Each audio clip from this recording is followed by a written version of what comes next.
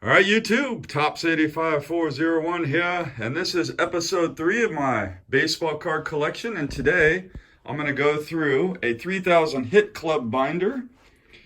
So I'll just shuffle through all the pages. And in this binder, I'm going to have Rickey Henderson, Ripken, and Tony Gwynn. And then on my next video, I will do the rest of my 3000 hit club guys that are in the binders. So you'll notice as I go through this series, some of the cards will be like this in binders.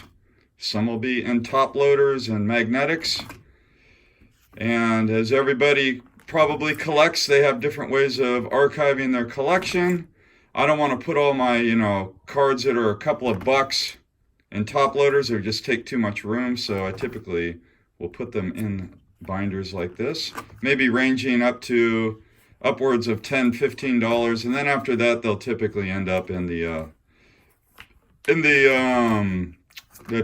boxes. And then so we got Henderson here. He was my favorite player as a kid in the early 80s. I remember going to the Oakland Coliseum and sitting in left field and just cheering Henderson on every game I got a chance to. Let's see if I can get a better angle on this. This is not easy recording a binder because I don't have a tripod, guys. I'm like standing over my binder and trying to do the best I can. But just a neat collection of cards here of the great base stealing Rickey Henderson. And now on to Tony Gwynn, one of my favorite players from the 90s. Man, I just love watching Tony Gwynn play. Such a class act as well. I loved when he was on a broadcast, talking baseball. I remember there was this one time where there was an interview with him and Ted Williams. Just a fantastic conversation between the two of them. But he sure did know his baseball. And he could talk hitting all day. Tony Gwynn really was an artist when it came to hitting. Just super fun to watch, super class act kind of guy. And of course, a first ballot Hall of Famer. And you guessed it, part of the 3000 hit club. He wouldn't be in this binder if he wasn't. I'm always looking at, anytime I find a nice Gwynn card and it's, priced right, I'll always pick it up if I'm digging through like a bargain box or something like that. So there we go, wrapping up the Gwynn. And then, of course, Ripken Jr.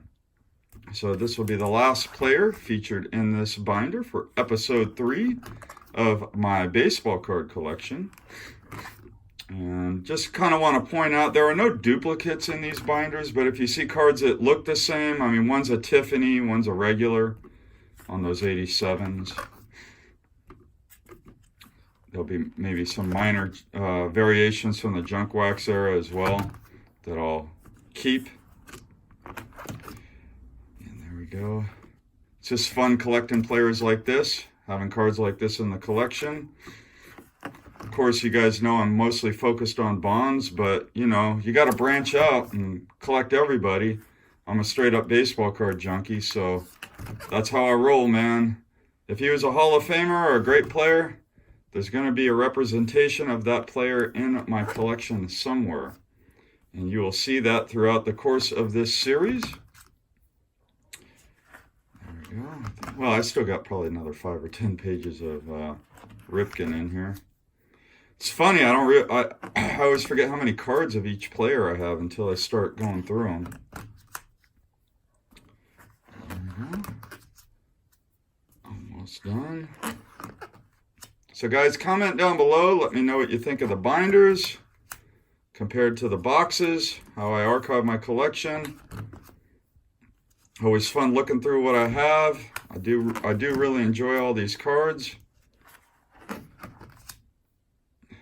Man, the 90s had some great inserts. Just good stuff. All right, and I think that's the last page of Ripken. Yes, it is.